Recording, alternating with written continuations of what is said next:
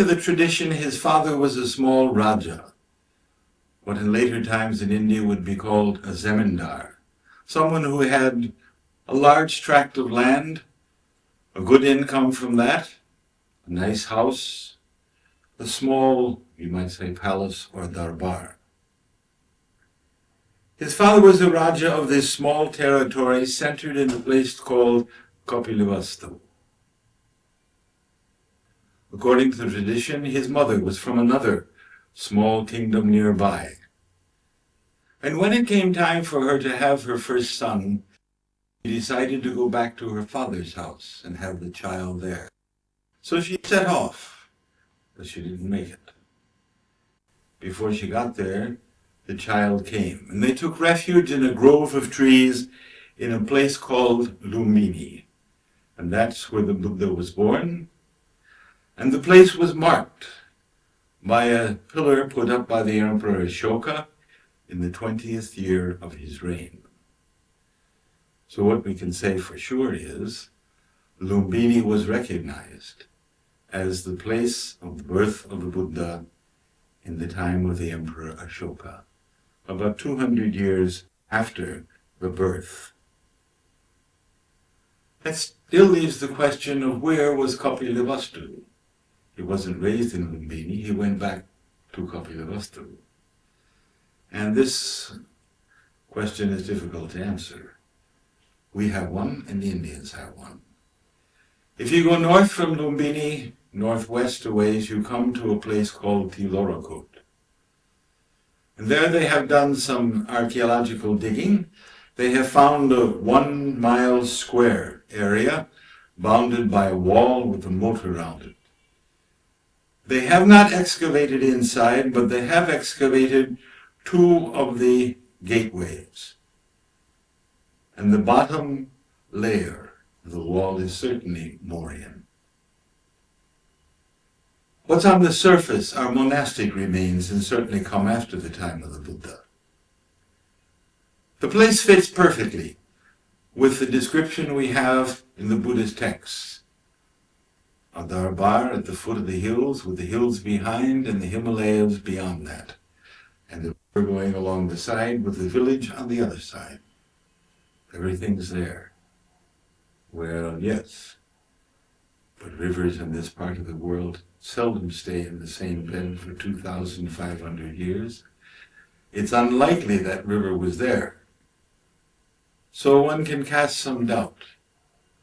If you go back to Lumbini and across the Indian border, which is not far away, in about 3 miles south, you come to a place called Piprava, where the Indians have also done excavations.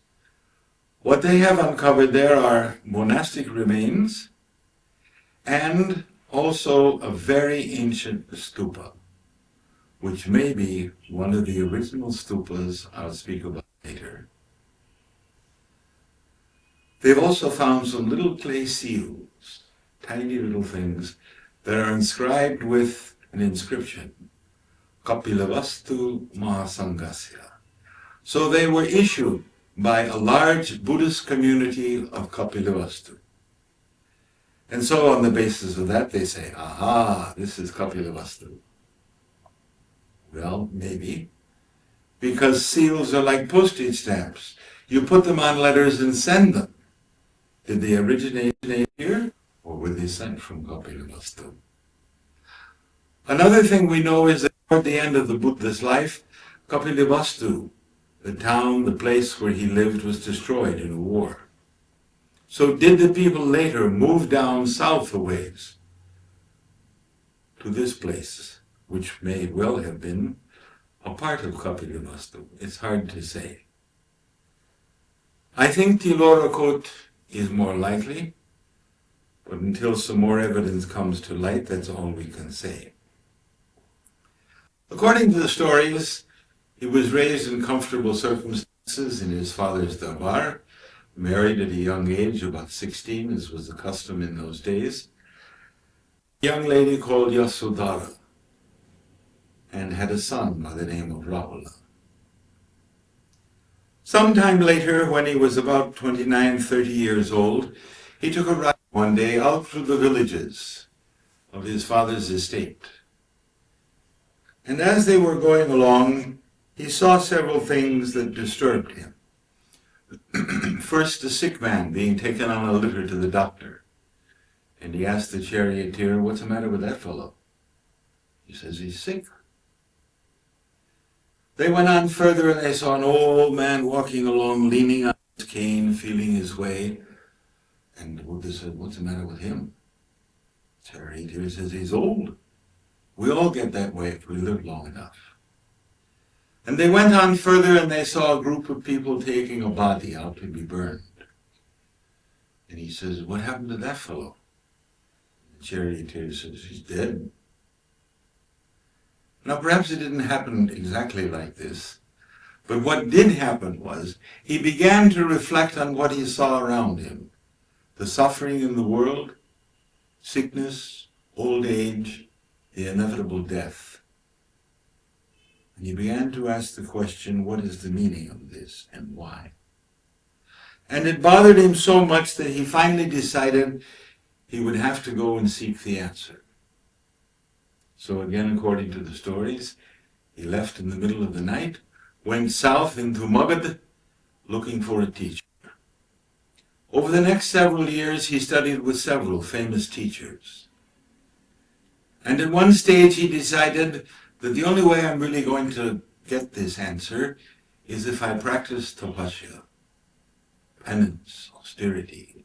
So he starved himself, slept on a bed of nails, all of those things. And you still see occasionally a statue of the Buddha sitting in the lotus posture, all skin and bones, which commemorates this period in his life. He did this for 6 years. And at the end of 6 years, he said, "No, this is not the answer. I still don't have the answer. This is not the way." By this time, he'd become a well-known teacher himself, and he had a few young disciples. So he called the disciples, he sat down under a tree, took a bath, cleaned himself up, had somebody cook a nice meal for him, and at that the young disciples said, "Uh-oh, he's giving up the quest." So we go off. They went off. And he said, "I'm just going to sit here under this tree until I have the answer." And then he said one night as he was sitting there under the tree, suddenly he had the answer. In a flash that he referred to as enlightenment or awakening, in any case, Buddhi. And the place where this occurred, of course, is Bodh Gaya. He spent the next several days thinking about what he'd experienced, walking back and forth in front of the tree, reflecting on it, trying to figure out how he would explain this to others. And then he went off in search of his companions, his disciples. He heard they'd gone to Varanasi, so he went there in search of them. They weren't there. But he found them outside the city at a place that is today called Sarnath. And there he explained to the young man what he had experienced. And the Buddhists refer to this incident as the first preaching of the law. They symbolized the law with a wheel. So this was the first turning of the wheel of the law. Dharma Parivartana, Dharma Chakra Parivartana. He said in this experience, he understood 3 things.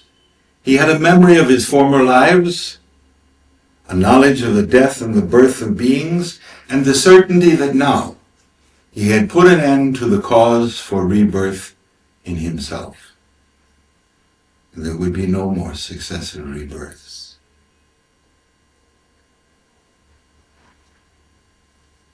After this experience and finding his disciples, he began to wander from place to place, talking with people, explaining to them what he had experienced. And he really spent the rest of his life, a long life, another 45 years, wandering around the area which is now Uttar Pradesh and Bihar, preaching to people, talking about what he had experienced. He had no property or possessions except for 8 things he permitted himself. 3 robes to wear, an alms bowl, a razor, a needle to sew up his clothes, a sash to tie his clothes, and a strainer. Now the washing is not what you might think for. One of his earliest ideals was we must have respect for all living beings. You don't kill anything that's living. Now if you take a dipper of water out of a pond or even out of a stream, you get a few insects. So strain it so you won't kill the insects. That was the idea. As he talked, he stressed 3 or 4 things. He stressed that he had had this experience. He was, as people called him, a Buddha. He never used the term himself. The term he preferred was Tathagata, one who has gone thus, has walked along this way.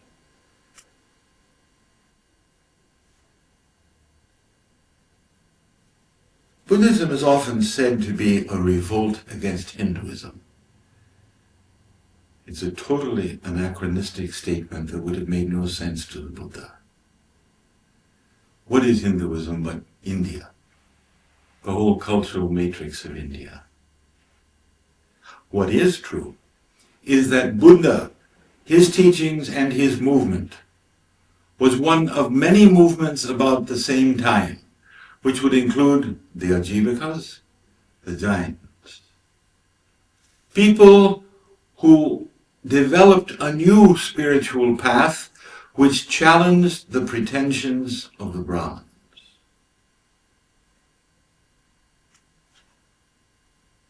How?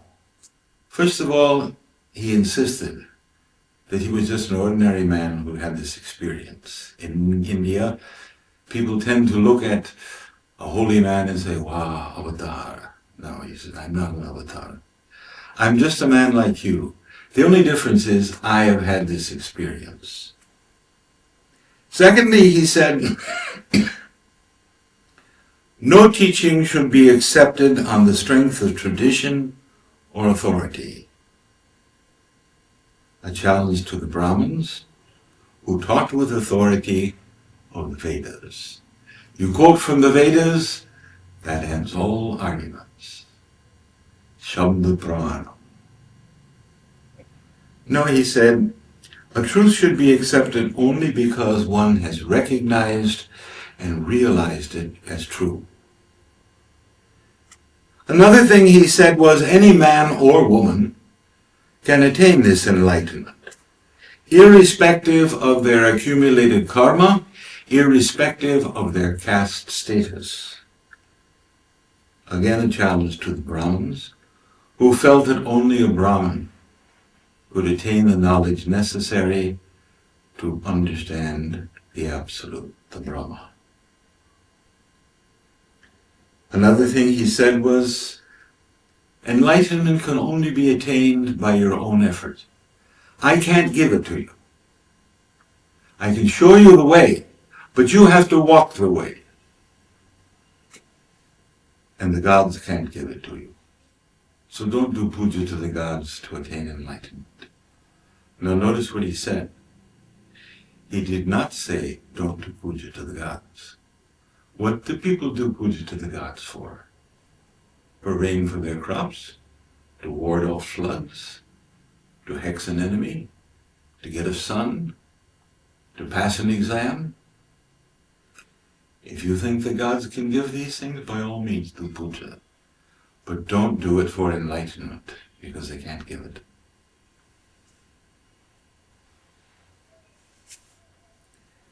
This was his life then, wandering from place to place, talking with people, teaching them. In his old age, he spent a lot of time at Rajgriha in southern Bihar, which was then the capital of the kingdom of Magad. He decided in his old age that he wanted to make one more trip back north toward his birthplace and set off with companions to do this. When he got fairly close to the modern city of Gorakhpur, he fell ill, and his companions took him to a row of trees at a place called Kushinara, or Kasya, where he passed away. It's about 55 miles east of the modern city of Gorakhpur. After his death, his disciples, as was the custom, cremated his body, put the ashes in 7 urns, and sent these 7 urns to 7 noble families in the areas where he had preached. When they received the urn, they did what was evidently a custom in those days. You dig a hole in the ground, you put the urn there, and you heap earth over it as a monument. The original and basic stupa. That was the Buddha. What did he teach? He said it's very simple. I can sum it up in 4 words. Dukkha, Samudaya, Nirodha, Marga. Dukkha, a hard word to translate. Most books in English translate it as sorrow or suffering. But it's much more than that. We can look at the life of people in the village who have nothing, who have no medical attention, and see that yes, their life is full of dukkha. Yes, but somebody who has everything. Someone like the Buddha, who has everything that money could buy in those days, a fine house to live in, a wonderful family, whatever he could ask for. Or in the modern context, a good job, plenty of money, a fine house, your own Mercedes, your computer, your Nokia, sales, everything. But in the end, you get old, you get sick, you die, and you leave it all. You're frustrated. That's the idea. It's a kind of basic ontological frustration, which comes from the second truth, samudaya. Where does this frustration come from? He says at the very center of our being, we have what word? Desire is what it's usually translated as. The Sanskrit word is trishna, which is thirst, which is a better word. Because if you've ever really been thirsty, walking in the desert, completely dried out, you know what an all-consuming desire it is to find water. Thirst. We have a thirst at the center of our being to acquire money, property, friends, degrees, reputation, whatever you want. But in the end, we get old, we get sick, we die, and we leave it all. So we're frustrated. The frustration comes from that desire. The third thing he said, I understood, is there is a time when this desire ceases.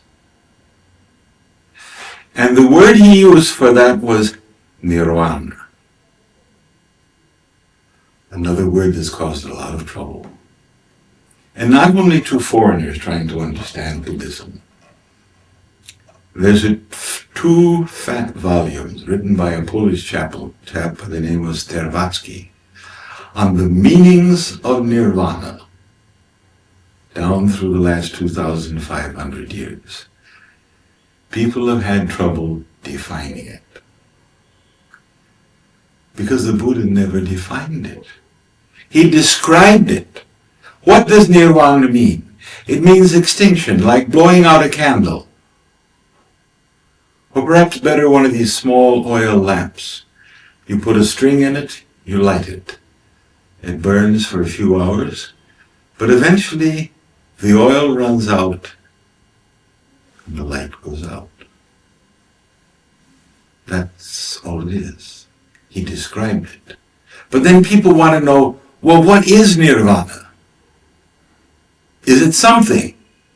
And he said, no, nirvana is not something you get. And they say, gotcha, nirvana is nothing. And then he said, no, nirvana is not nothing. And that is important to remember, because that's what's been picked up so often by Western writers to say that it is a negative religion and a religion of nothingness. No, the Buddha said it's not nothingness. My way is a middle way between a kind of naive realism and nihilism. It's not nothingness. What is it? What is it like when you attain nirvana? I don't know. Nobody's ever attained nirvana and come back to tell us about it. So why speculate? We don't know. What we do know is the flame goes out. That's it.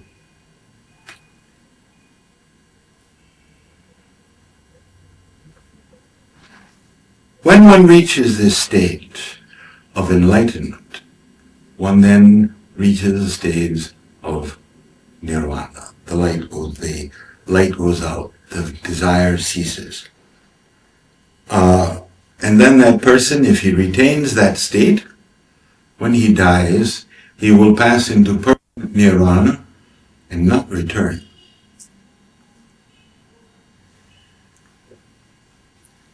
He will therefore be a Buddha. But the early Buddhists decided to reserve the term Buddha for the historical Sakyamuni. And they referred to somebody else who had attained enlightenment as an Arhat. A saint who had attained this was called an Arhat. And so this was the ideal of a monk, to become an Arhat. Lastly, he said there's a way, there's a path, a road, marga, that you can follow in order to attain this enlightenment.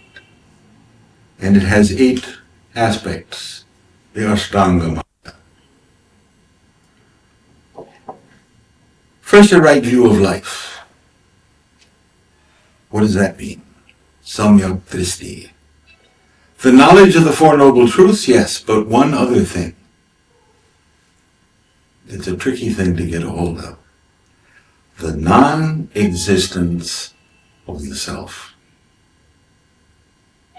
Now what does this mean? This becomes a problem. No self. You see? No. We are not saying no soul. This is not a metaphysical statement. We are not saying there is no Atman in the Brahman's definition of Atman. It's rather like this. Look, there's a table there. You call that thing a table, you know what a table is. If I ask you to go in the other room and bring a table, you know what it is. But if I bring a hammer here and knock this table apart, what do you have? A few pieces of wood, a few nails, a piece of formica. Where did the table go? The table is not a permanent, eternal thing. It's a convenient name we put on something arranged like this. And you go around and look at everything that we are aware of, everything that we know, and the same is true. If we look at ourselves, we know that we change. We were once little children, now we've grown up. We become adults. Eventually we get old, our hair falls out. We change. Things that were very important to me as a child, I no longer care about. Ideas that I thought were great discoveries when I went to college, I've abandoned. We know we forget things. How many adults would like to take a high school test in algebra? And yet we feel at the very center of our being there is something that is permanent and unchanging, which we call the self. And the Buddha said, no, keep looking at that. You'll see that changes also. It's rather like this. We have a river just outside here called the Bhagmati. A fellow might say, I like to walk along the Bhagmati every morning. And the Buddha would say, you think the Bhagmati is real? You saw today is halfway to Putnam by tomorrow. Well, but you know banks.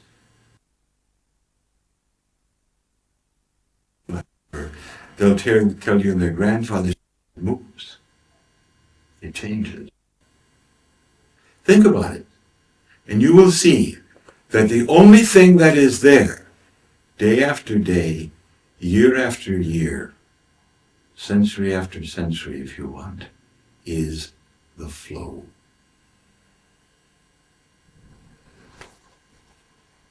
Now this comes very close to what modern psychologists mean when they say the ego is not a thing, it's a process. Again, we're not talking in metaphysical terms, we're talking in psychological terms.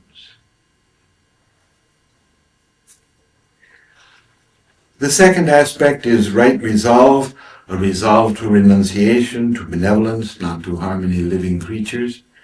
Next is speech. Speech does not consist of lies, gossip, and idle talk. Next is right conduct. Avoid taking things not given. Now this is an awkward phrase that has two meanings. One for the monk, one for the layperson. For the monk it means the monk must live by alms. For everybody it obviously means don't steal. But the monk must live by alms. He goes out each day to beg. If people give him something, he eats. If they don't give him something, well, he doesn't eat that day. He has no right to steal it. So avoid taking things not given and any kind of debauchery. Again, what this refers to is sexual activity.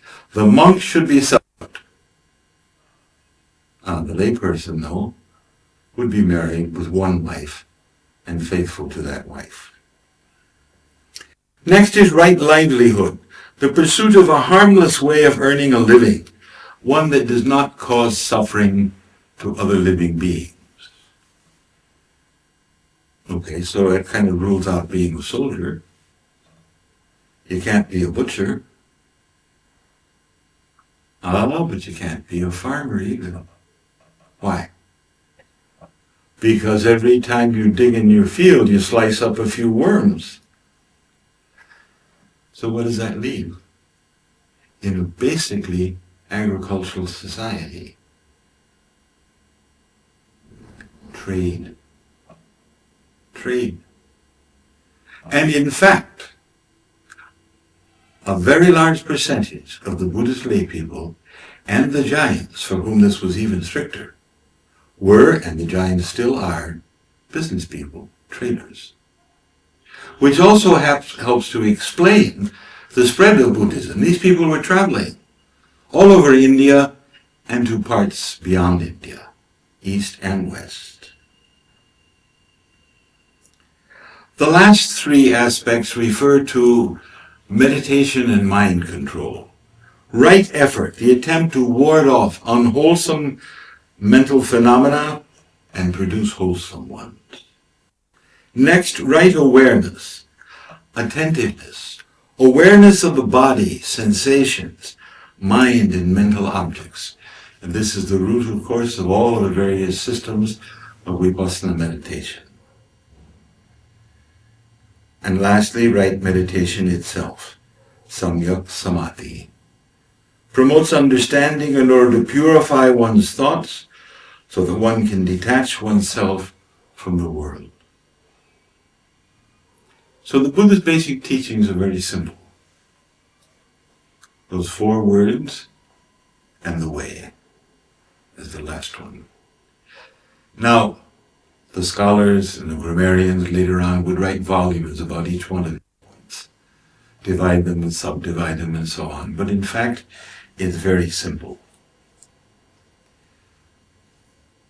The third thing the Buddhists talk about when they describe their religion is the Sangha. Sangha means a group, a community. And it refers first of all to the community of monks. But before long it was expanded that. From the very beginning, those who joined the Buddha joined a wandering life. He was a wanderer. He moved around. And they did also. And very soon people began to use for them a word that was an old word, that was already used, and that is bhikshu. Bhikshu means basically a religious mendicant, a religious person like a sannyasi who lives by begging.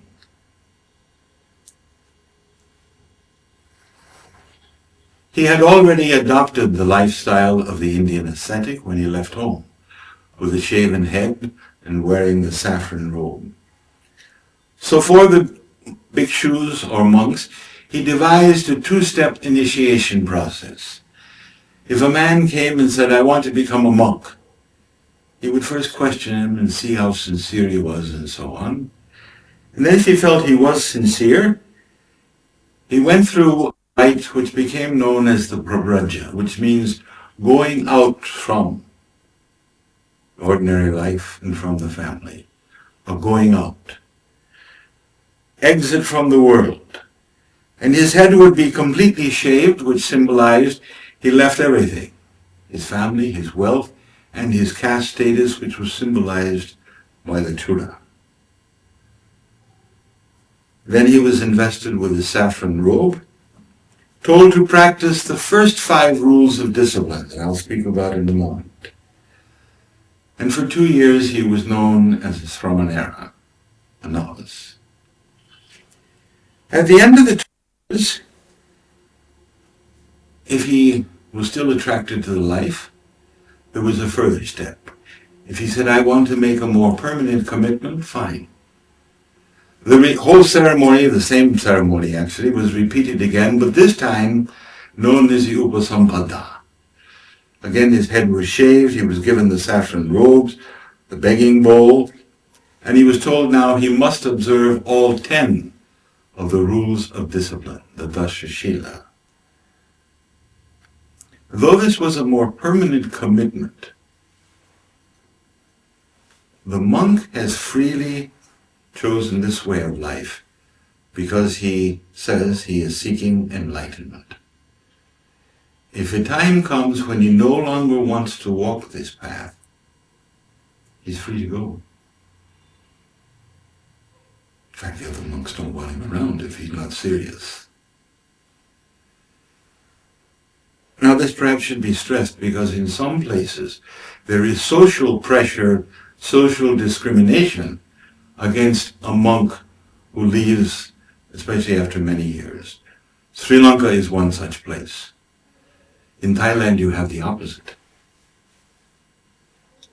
Probably 2/3 of any of the people walking around Thailand at any given time in saffron robes are in fact temporary monks.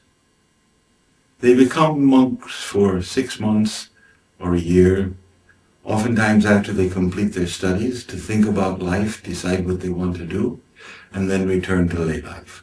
Quite acceptable. I have met many people, some of them quite well-known university professors, social workers, who were monks for many years and decided, "I want to do something else." The life of the monks imitated the life of the Buddha. He was a wanderer, they were also wanderers. As it grew and developed, though, the Buddha decided, well, yes, but then let's divide the area up into sort of districts, which they call sima. And so all the monks in a sima should stay in their own sima, and twice a month, every fortnight, they should come together for a ritual that eventually became known as the Upa, when they came together, the basic teachings of the Buddha. Later on, this became a sort of confession ceremony. But that was the idea. Then another custom arose. During the rainy season, all the monks in the Asima, in a district, would come together and spend the season together. Some years ago, I was doing a survey of Theravada monks. What I was asking them is, how long have you been a monk? How many rainy season retreats since you've become a monk? Oh, 34. They all knew this, which is the same under a different picture. After all, we're talking about North Bihar and UP, principally. There are still many places down there where the only way you can get around during the monsoon is on an elephant or a tractor. Not a good time to go walking from village to village.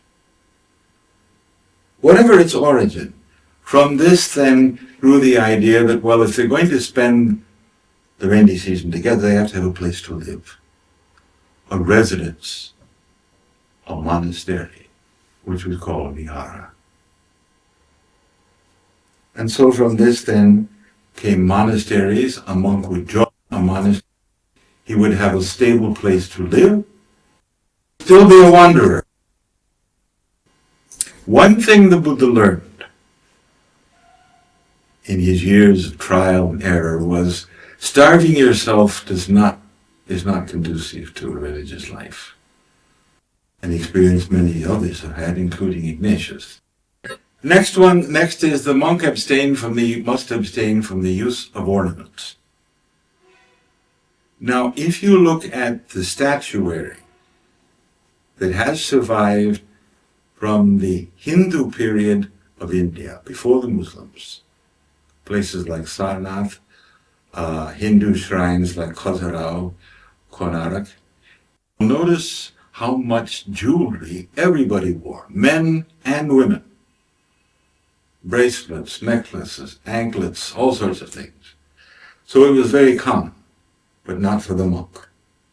Next, the monk must abstain from dancing, singing, music, the theater. I suppose that would include Hindi movies. Next, something was evidently a great sign of luxury in those days. The monk must avoid high and soft beds. He must sleep on the floor on a mat. And lastly, the monk must not accept gold and silver. He lives by begging. Originally, he would beg cooked food and eat it there. With the establishment of monasteries, it became quite acceptable for people to give to the monks supplies that they would use when they needed it. So after the harvest, give a couple sacks of grain. Bring some cloth that the monks could use to make their robes, whatever it is. But they should not accept gold and silver. But this is the basic discipline of the monk. It seems that in the beginning, the Buddha was interested in attracting as followers only men who wanted to follow his way of life, that is, become bhikshus. As time went on, two things happened. First, we know from his biography that after some years, he returned to his home, to Kapilavastu, after he had become a Buddha. And according to the stories, his mother had died when he was an infant, and he was raised by an aunt called Prajapati. When he went back home, the old lady was still alive. And so she and her friends used to come and listen to what the Buddha had to say when he was preaching.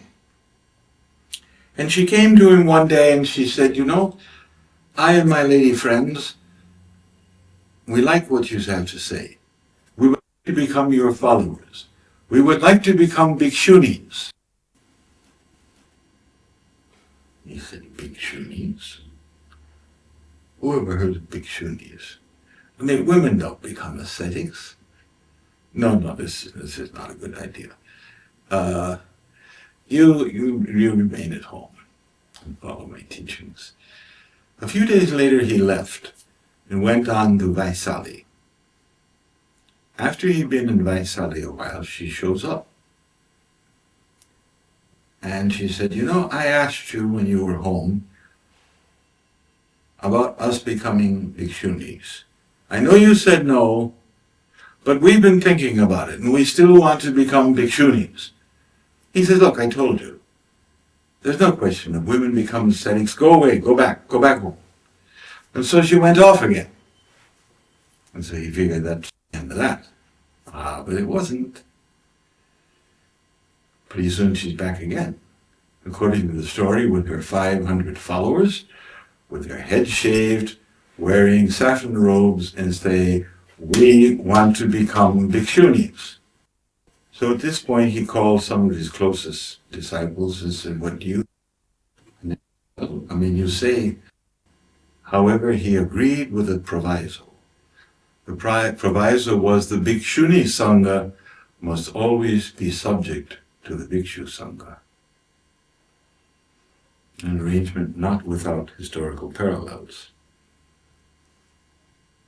The next thing that happened was others would come and say, look, I like your teaching, I would like to follow it, but I can't do it, at least not now.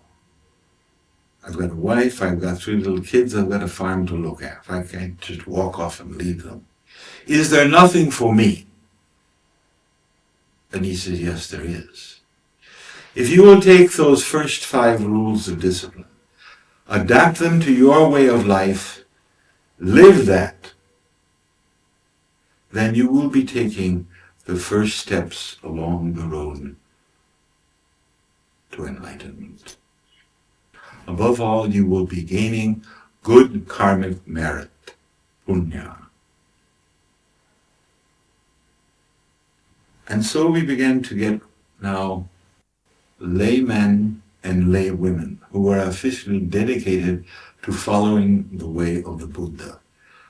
Later the Buddha would talk about the Sangha as a building supported by 4 pillars.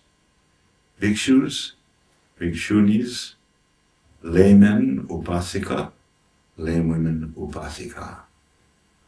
The lay people, the key for understanding the life of the Buddha's layman, especially in the early days, was the idea of gaining good karmic merit. What is the principal field of merit for the layperson? The monastic sangha, supporting the monks. So they all worked together, and they supported the monasteries out of a sense of duty toward supporting all the various spiritual ways within their kingdom. Now let's come back again to the stupa.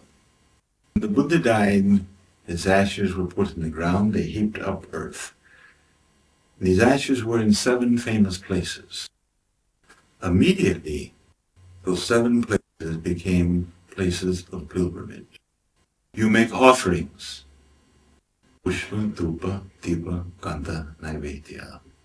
Flowers, light, incense, scent, food. This is what Indians do when they go to a holy place. As time went on, people said, now that earthen mound, why don't we decorate it a bit? So it was covered with stone. And then they put nice railings around it and carvings. In the beginning, they did not have images of the Buddha, but they had symbols, the 2 feet, the umbrella. The umbrella was put on top of the stupa. It's a nice high place. You climb up there, you get a nice view of the area around, so put a railing so people don't fall off. So you have the harmika, you have the umbrella on top. Later on, about the beginning of the Christian era, Buddhists began to make images of the Buddha. And this began in far western India, in Gandhara, which is now part of Pakistan. And interestingly enough, the earliest Buddhist images show a very strong Greek influence, because it originated in those Greek kingdoms, the Bactrian kingdoms. But the idea caught on and spread throughout India. Soon the style changed to a strictly Indian style. And so then you had images of the Buddha. Gradually, after some years, the stupa needs repair, so you put another layer on top and another layer on top. So that if you excavate these ancient stupas in India today, they look a bit like onions, layer after layer of expansion. The stupa then became the symbol of Buddhism, as the cross is for Christianity, as the crescent is for Islam. Every monastery would have a hall where the monks would gather. They look very much like medieval cathedrals, except that in place of the altar, you have a stupa. Now, with the coming of the Jesuits, then they began to put images in the hall, and the stupa went back outside.